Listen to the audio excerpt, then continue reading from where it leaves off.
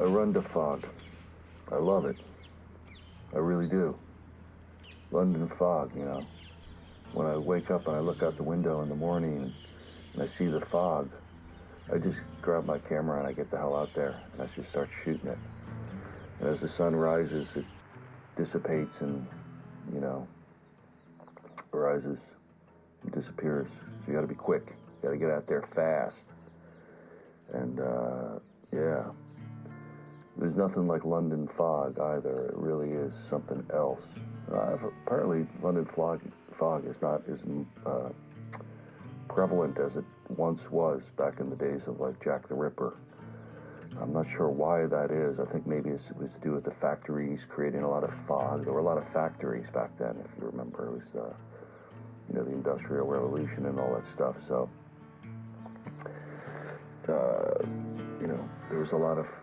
This is the way it looked up north in the Black Country, you know, because of the coal, you know, when you walk down the street, it just looked foggy. It looked very foggy because of the factories and stuff. But now that they've cleaned all that stuff up, you know, you don't get fog anymore. That's what I've heard. I'm not saying this is true or not. It could be, whoever said that could be totally full of soup, as far as I know. I don't know. I can't say, you know.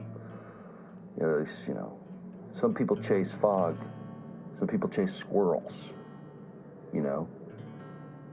Some people chase cats. You know, this dog, you know, this kid's running after the squirrel. This dog wasn't even aware that the squirrel was there. He was so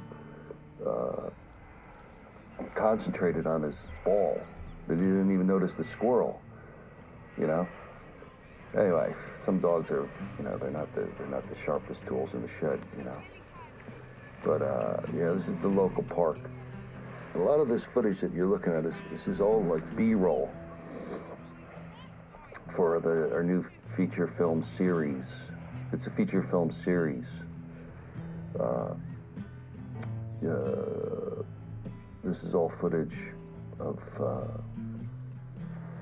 the local parks and different footage that we might use and we might not use. That's what's B-roll, you know. I probably will look at it. This here is, he's a character in the film. His name's Jack Duncan. He's a future owner of the Thames Mariners football club. And at the moment, he is looking at potential places to build a new stadium. He's very reluctant to build it here because he's a nice guy, and he notices that all these kids are playing in the park, and the kids chasing after the squirrel, and the dogs with his ball.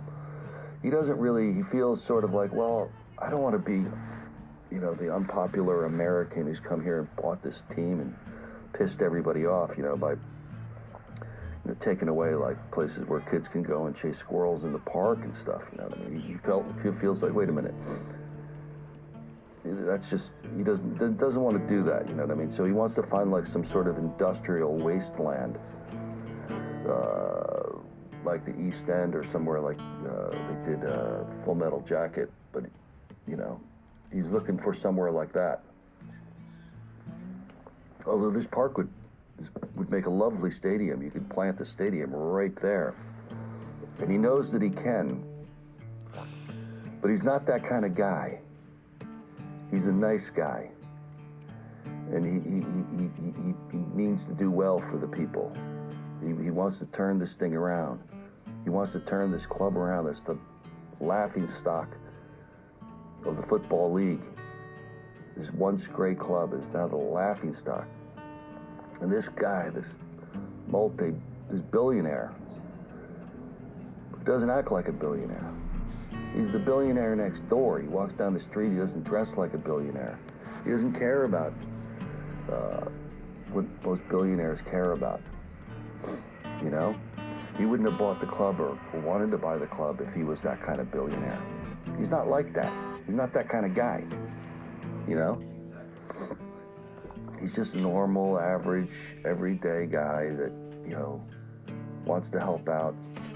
And he never wanted to own a football club, you know, but he met a guy in a taxi cab, and he told him all about the club, and then he immediately took a big interest in taking over this club and righting the ship. Thames Mariners, righting the ship, getting the ship righted, you know? That takes a lot. It takes a lot of people, but it helps to have a great owner. That's what this guy is, a great owner.